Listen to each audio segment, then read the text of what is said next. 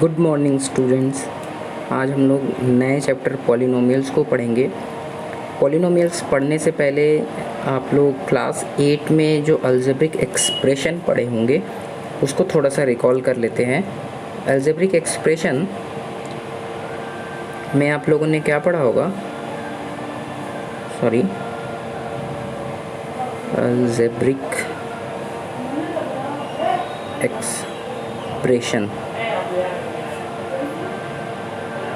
Algebraic expression दो चीज़ों का कॉम्बिनेशन कहलाता है। जैसे एक सेकेंड, दो चीज़ों का कॉम्बिनेशन होता है,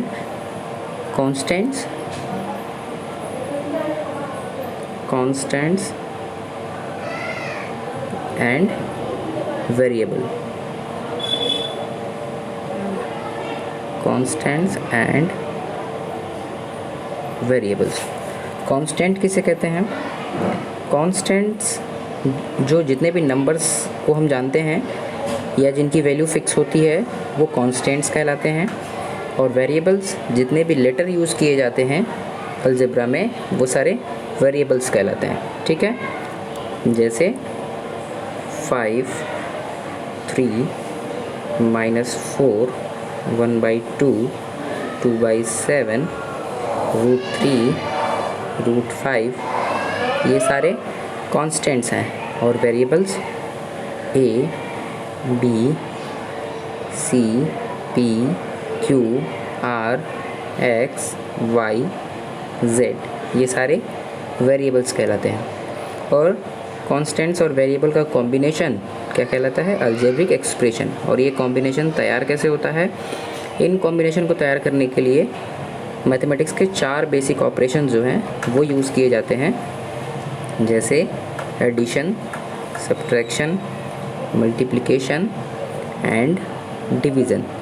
जब हम इन कांस्टेंट्स और वेरिएबल्स को इन 4 बेसिक ऑपरेशंस के थ्रू ऐड कंबाइंड करते हैं तो बनता है अलजेब्रिक एक्सप्रेशन। जैसे मान लीजिए हमें x में 5 को ऐड करना है।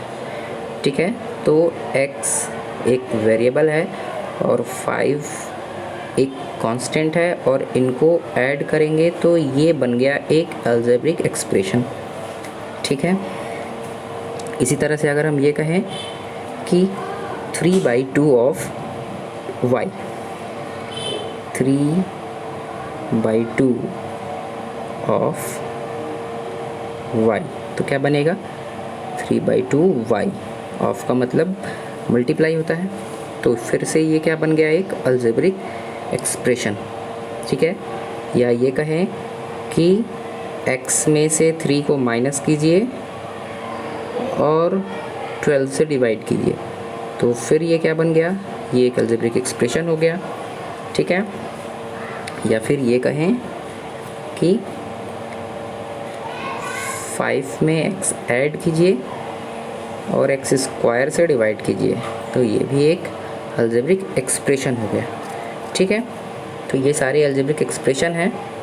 इन्हीं अलजेब्रिक एक्सप्रेशन में आप लोगों ने टर्म्स के बारे में पढ़ा होगा कि जब अलजेब्रिक एक्सप्रेशन में एक ही टर्म होता है तो वो मोनोमियल होता है, जब 2 टर्म होता है तो बाइनोमियल होता है, 3 टर्म होता है तो ट्राइनोमियल होता है, और इसी तरीके से ये सारे मिलके क्या कहे जाते हैं? पॉलिनोमियल। मोनोमियल, बाइनोमियल, ट्राइनोमियल, एक टर्म वाले मोनोमियल, 2 टर्म वाले बाइनोमियल, 3 टर्म वाले ट्राइनोमियल्स। ठीक है, तो अलजेब्रिक एक्सप्रेशन को टर्म्स के हिसाब से हम लोग मोनोमियल, बाइनोमियल, ट्राइनोमियल कह सकते हैं, लेकिन पॉलिनोमियल कब कहेंगे? यही अलजेब्रिक एक्सप्रेशन पॉलिनोमियल कब कहलाएगा?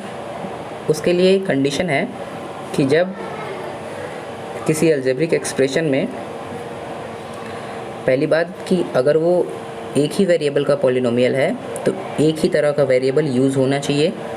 ठीक है, 5x³ 3x², 7x + 2, तो ये एक अलजेब्रिक एक्सप्रेशन है और इसे हम पॉलिनोमियल कह सकते हैं। क्यों?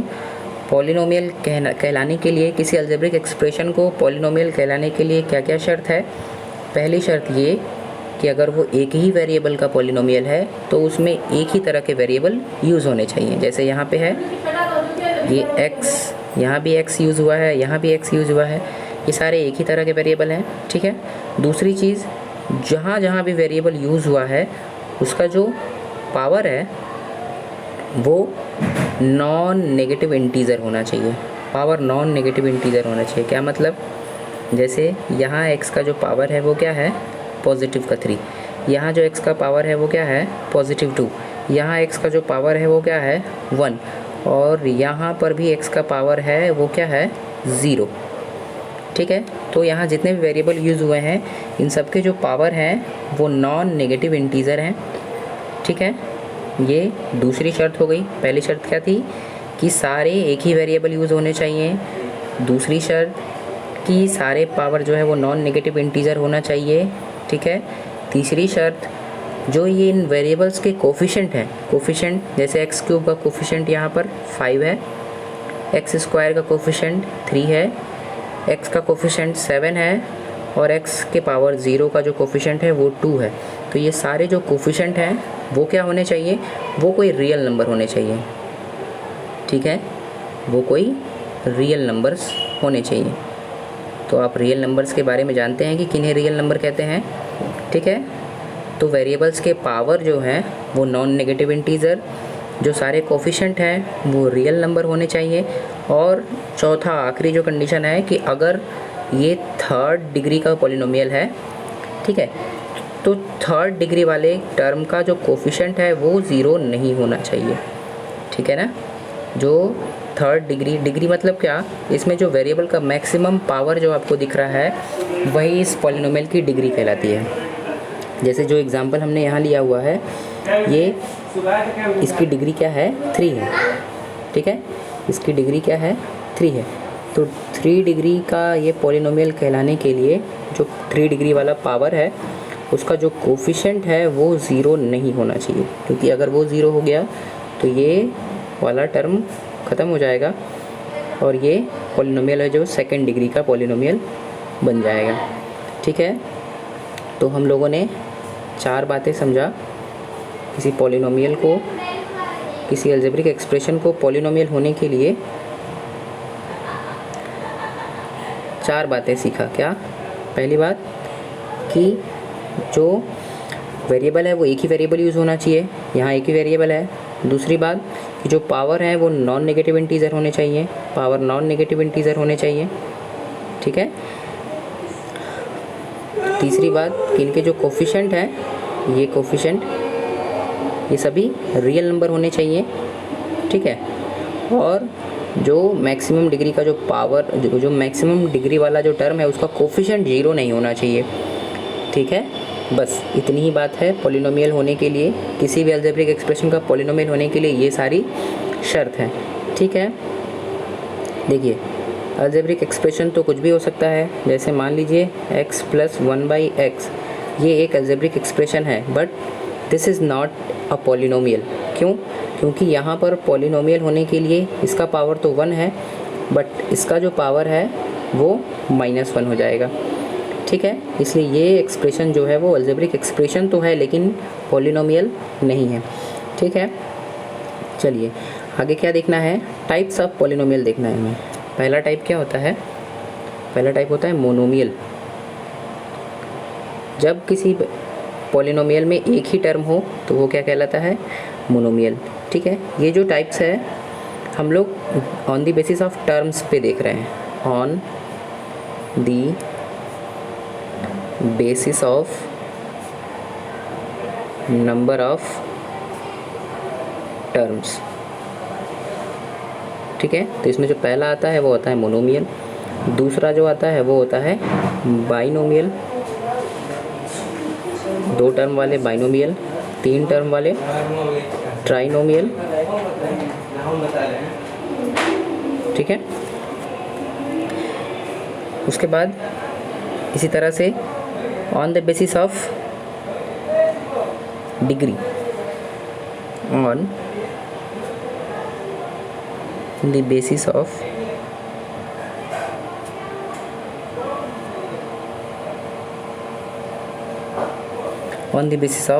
डिग्री। डिग्री के बेसिस पर पॉलिनोमियल को कैसे क्लासिफाई किया जाता है? पहला जो टाइप होता है वो होता है लीनियर पॉलिनोमियल, जिसमें पावर मैक्सिमम पावर 1 होता है, लीनियर पॉलिनोमियल। दूसरा जो टाइप होता है वो होता है क्वाड्रेटिक पॉलिनोमियल।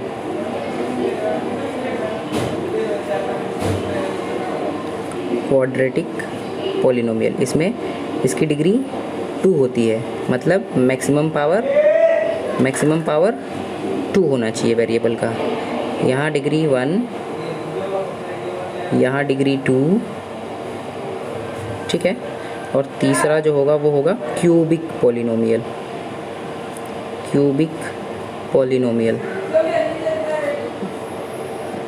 यहाँ जो डिग्री हो जाएगी वो 3, यानी मैक्सिमम पावर जो होगा वेरिएबल का वो क्या होगा? 3 दिखाई देगा, ठीक है। फोर्थ हो जाएगा बाई क्वाड्रेटिक।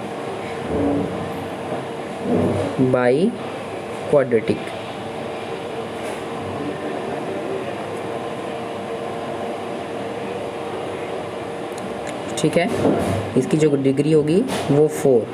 इस तरह से इसको इतने टाइप्स में डिवाइड किया जा सकता है,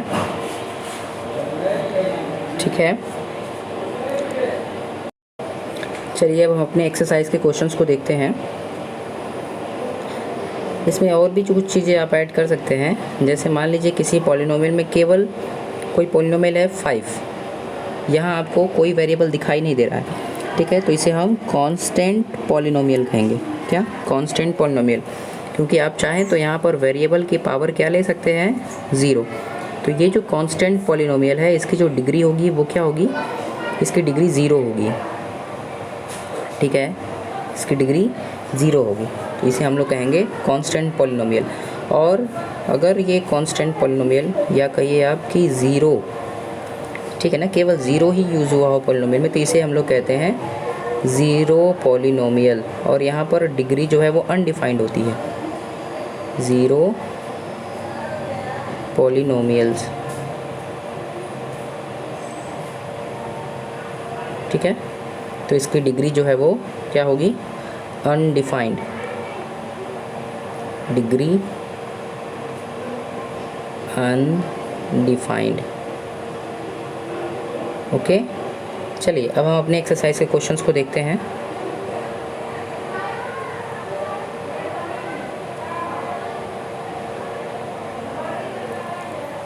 ये आप लोगों के लिए थोड़ा छोटा करके दिखा देते हैं।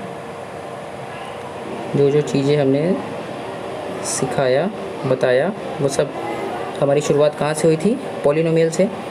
पॉलिनोमियल के बाद अलजेब्रिक एक्सप्रेशन क्या होता है, कांस्टेंट वेरिएबल क्या होते हैं, इनको कंबाइन कैसे करते हैं, कंबाइन करने के बाद जो बनता है वो अलजेब्रिक एक्सप्रेशन होता है।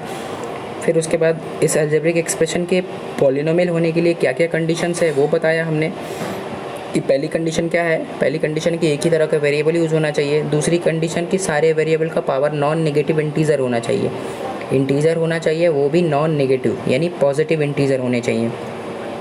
तीसरी कंडीशन की जो इनके कोफिशिएंट है वो रियल नंबर होने चाहिए। चौथी कंडीशन कि इसका जो मैक्सिमम पावर, जो मैक्सिमम डिग्री वाला टर्म है उसका कोफिशिएंट 0 नहीं होना चाहिए, ठीक है। तो इस तरह से टाइप्स ऑफ हमने पॉलिनोमियल भी देखा, मोनोमियल, बाइनोमियल, ट्राइनोमियल, ये था टर्म्स के बेसिस पे, और डिग्री के बेसिस पे लीनियर, क्वाड्रेटिक, क्यूबिक और बाई क्वाड्रेटिक, ठीक है। चलिए अब अपने एक्सरसाइज पे चले आते हैं।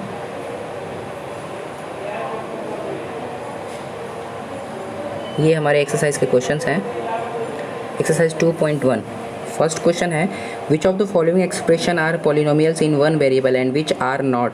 इनमें से आपको बताना है कौन एक वेरिएबल का पॉलिनोमियल है और कौन नहीं है, ठीक है।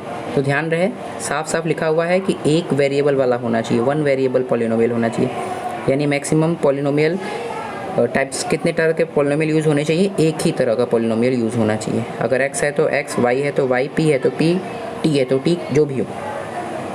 देखिए पहला है 4x² - 3x + 7, 4x² -3x + 7।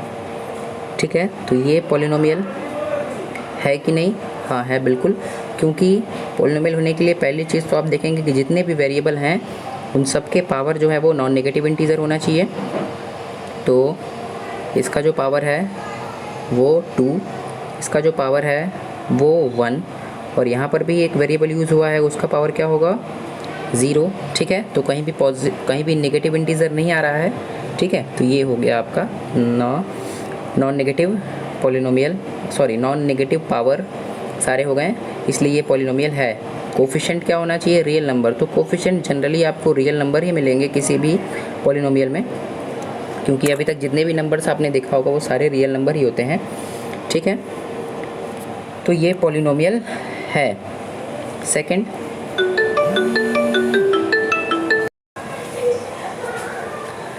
Second question है y² √2। तो क्या ये पॉलिनोमियल है या नहीं? y² + √2। ठीक है, एक और चीज़ आप लोग गिनते भी रहिए कितने टर्म्स हैं, ताकि ये भी आपको समझ में आता रहे। देखिए, टर्म्स गिनने का सबसे अच्छा तरीका होता है कि जहाँ से भी प्लस या माइनस साइन आपका चेंज हो रहा है या दिख रहा है वहाँ से टर्म बदल जा रहा है। जैसे ये प्लस यहाँ बीच में लग गया तो ये एक टर्म हो गया और ये दूसरा टर्म हो गया। ठीक है, उसी तरीके से जो पिछला हम लोगों ने एग्जाम्पल लिया था, सॉरी पिछला जो क्वेश्चन था उसमें 3 टर्म थे, ये जो है इसमें 3 टर्म है। ठीक है ना, एक 4x² वाला टर्म है, एक 3x वाला टर्म है और एक 7 वाला टर्म है। तो 3 टर्म यहाँ पर यूज़ हुए हैं।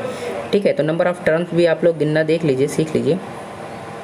ठीक है, अभी हम लोग देख रहे हैं कि ये पॉलिनोमियल है कि नहीं। ठीक है, पावर 2 और यहाँ पर तो वेरिएबल कहाँ कहाँ यूज़ है? एक वेरिएबल यहाँ है और एक वेरिएबल यहाँ कांस्टेंट के साथ है। जहाँ वेरिएबल नहीं दिख रहा है वहाँ पर वेरिएबल हम पावर 0 के साथ ले सकते हैं। ठीक है, तो एक ही तरह का वेरिएबल यूज़ हुआ है, और दूसरी बात कि सारे वेरिएबल्स के पावर जो है वो नॉन नेगेटिव हैं। ठीक है, और जो वेरिएबल के कोफिशिएंट है, यहाँ जो कोफिशिएंट है, पहले टर्म जो कोफिशिएंट आपको दिख रहा होगा वो दिख तो नहीं रहा है, तो यहाँ कोफिशिएंट 1 है। ठीक है ना, और ये √2 है। ठीक है, तो ये जो एक्सप्रेशन है ये पॉलिनोमियल है। ठीक है, सारे कंडीशन फुलफिल हो रहे हैं, इसलिए ये पॉलिनोमियल है। चलिए थर्ड जो है, थर्ड क्वेश्चन 3 √t + t √2। ठीक है, तो चेक कीजिए कि एक ही तरह का वेरिएबल यूज़ हुआ है कि नहीं। बिल्कुल हुआ है, हर जगह t ही दिखाई दे रहा है। और जो यहाँ वेरिएबल यूज़ हुआ है, इस वेरिएबल का जो पावर है वो क्या है? वो जब आप इस रूट को पावर में कन्वर्ट करेंगे तो ये हो जाएगा t⁻1/2। ठीक है ना, t⁻1/2। तो यानी ये एक्सप्रेशन क्या बन गया? 3 × t⁻1/2 + t√2। तो ये कंडीशन यहाँ पर फुलफ़िल नहीं कर रहा है, क्योंकि यहाँ पर जो वेरिएबल यूज़ हुआ है उसका पावर हो गया फ्रैक्शन। और हमने क्या बताया कि पॉलिनोमियल में जो वेरिएबल यूज़ होगा उसका जो पावर है वो नॉन नेगेटिव इंटीजर होना चाहिए, फ्रैक्शन नहीं हो सकता। तो ये फ्रैक्शन में आ गया, इसलिए ये पॉलिनोमियल नहीं है। ओके, चलिए जो फोर्थ है, फोर्थ वाले क्वेश्चन को लीजिए। फर्स्ट का फोर्थ, ये है y + 2y। ठीक है, तो यहाँ तो y⁻1 दिख रहा है आपको, इसको आप थोड़ा सिंप्लीफाई करेंगे तो ये हो जाएगा y + 2 × y⁻⁻1। Law of exponent आपने पढ़ा होगा। ठीक है, जब हम पावर या किसी टर्म को न्यूमरेटर से डिनोमिनेटर में या डिनोमिनेटर से न्यूमरेटर में ट्रांसफ़र कर देते हैं तो उसके पावर जो है वो नेगेटिव या पॉजिटिव हो जाते हैं, साइन चेंज हो जाता है पावर का। तो यहाँ डिनोमिनेटर में y दिख रहा है, इसको न्यूमरेटर में कर दिया तो y⁻1 हो गया। ठीक है, तो इस तरह से ये बन गया एक ऐसा एक्सप्रेशन, अलजेब्रिक एक्सप्रेशन, जिसमें जो वेरिएबल यूज़ हुआ है उसका पावर नेगेटिव दिखने लगा। ठीक है, तो इस तरह से ये भी पॉलिनोमियल नहीं है, नॉन नेगेटिव इंटीजर होना चाहिए, यहाँ नेगेटिव हो गया, इसलिए ये भी पॉलिनोमियल नहीं है। ठीक है, चलिए आई होप कि आप लोग पॉलिनोमियल की डेफिनेशन समझ गए कि पॉलिनोमियल किसे कहेंगे। अब हम देखते हैं 5th वाला भी समझ ही लीजिए, आखिरी है। x to the power 10, y to the power 3, t to the power 50। तो देखिए यहाँ पर सारे वेरिएबल के पावर तो नॉन नेगेटिव हैं, बट वेरिएबल एक ही नहीं कई यूज़ हुए हैं। जैसे यहाँ x यूज़ हुआ है, यहाँ y यूज़ हुआ है, यहाँ t यूज़ हुआ है। तो ये पॉलिनोमियल तो है बट वन वेरिएबल का पॉलिनोमियल नहीं है, ठीक है। इसलिए इसे भी पॉलिनोमियल की कैटेगरी में नहीं रखेंगे। चलिए अब सेकंड क्वेश्चन को लेते हैं। Right the coefficient of x square in each of the following. आपको सिर्फ एक्स स्क्वायर का कोफिशिएंट बताना है। जैसे पहला है वो है 2 + एक्स स्क्वायर + एक्स। तो इसमें जो एक्स स्क्वायर वाला टर्म है, ये है आपका एक्स स्क्वायर वाला टर्म। तो इसका कोफिशिएंट क्या है? तो इसका जो कोफिशिएंट होगा, जो नंबर या जो कांस्टेंट से मल्टीप्लाई हुआ होगा इसके साथ, वही इसका कोफिशिएंट कहलाता है। तो इसका कोफिशिएंट आपको नहीं दिख रहा होगा, तो यहाँ पर 1 होता है, ठीक है ना। जहाँ आपको वेरिएबल नहीं दिखाई दे वहाँ पर वेरिएबल 1 यूज़ होता है। सॉरी, जहाँ पर आपको कांस्टेंट नहीं दिखाई दे वहाँ पर कांस्टेंट क्या है? 1, ठीक है। कोफिशिएंट क्या है? 1। उसी तरह से सेकंड वाले में देखिए 2 - एक्स स्क्वायर + एक्स क्यूब। इसमें भी एक्स स्क्वायर वाले टर्म का ही बताना है आपको। तो ये है आपका एक्स स्क्वायर वाला टर्म, और इसका जो कोफिशिएंट है वो 1 तो है लेकिन उसके साथ नेगेटिव भी है। तो इसका जो कोफिशिएंट है वो क्या है? -1, ठीक है। थर्ड जो है, थर्ड क्वेश्चन है π/2 x square, π/2 x square + x. तो यहाँ एक्स स्क्वायर का जो कोफिशिएंट है वो क्या है? वो है π/2, क्योंकि एक्स स्क्वायर वाले टर्म में π/2 से मल्टीप्लाई हो रहा है। तो ये हो गया π/2 इसका कोफिशिएंट, ठीक है। उसी तरह से जो लास्ट है उसमें एक्स स्क्वायर वाला टर्म ही नहीं दिखाई दे रहा आपको। इसमें एक्स स्क्वायर वाला टर्म ही नहीं दिख रहा है, इसलिए एक्स स्क्वायर का कोफिशिएंट यहाँ क्या होगा? 0। जहाँ वो टर्म ही नहीं दिखे वहाँ उस टर्म का जो कोफिशिएंट है वो क्या होगा? 0 हो जाएगा, ओके।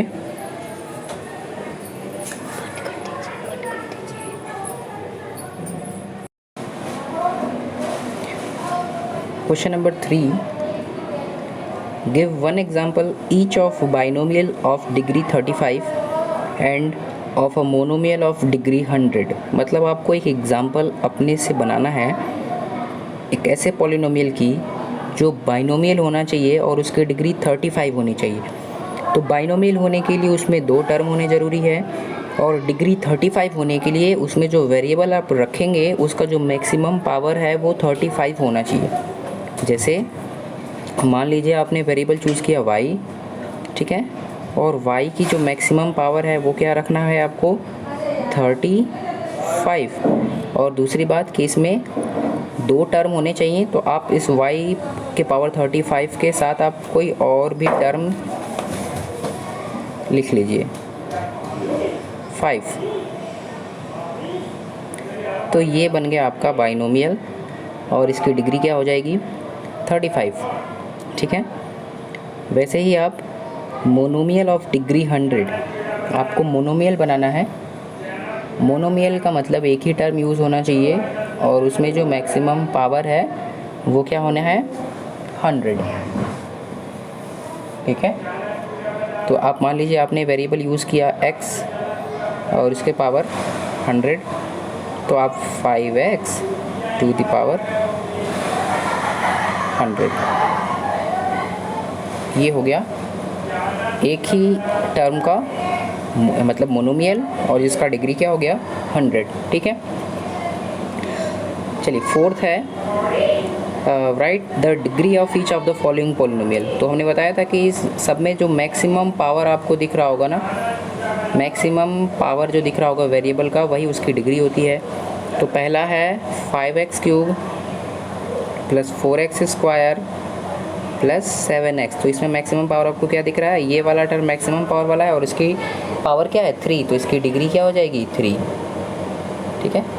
इसका डिग्री हो जाएगा 3।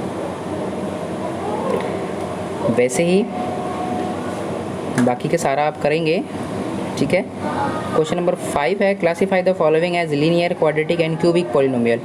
आपको पावर देख के बताना है, क्योंकि पावर के बेसिस पर ही ये सारे टाइप्स होते हैं, linear, quadratic and cubic polynomial. ये सब पॉलिनोमियल के पावर को देख के ही हम बता सकते हैं, ठीक है। जैसे पहला पॉलिनोमियल है x² + x, तो इसमें जो मैक्सिमम पावर दिख रहा है वो क्या है 2, इसलिए ये जो होगा वो क्वाड्रेटिक होगा, ठीक है, क्वाड्रेटिक पॉलिनोमियल। नेक्स्ट में मैक्सिमम पावर दिख रहा है 3, ठीक है ना, x - x पावर 3, तो यहाँ मैक्सिमम पावर 3 दिख रहा है, तो ये क्या होगा क्यूबिक, ठीक है, क्यूबिक। फिर फोर्थ है 1 + x, 1 + x, तो यहाँ जो वेरिएबल यूज़ हुआ है इसका पावर क्या है 1, जहाँ पावर नहीं दिख रहा है वहाँ 1 होता है, ठीक है, तो इसका पावर 1 है, तो ये क्या हो जाएगा लीनियर, ठीक है। तो आप समझ गए कि कैसे पावर उसके बेसिस पर हम इन्हें क्लासिफाई कर सकते हैं, डिग्री के बेसिस पे, ठीक है।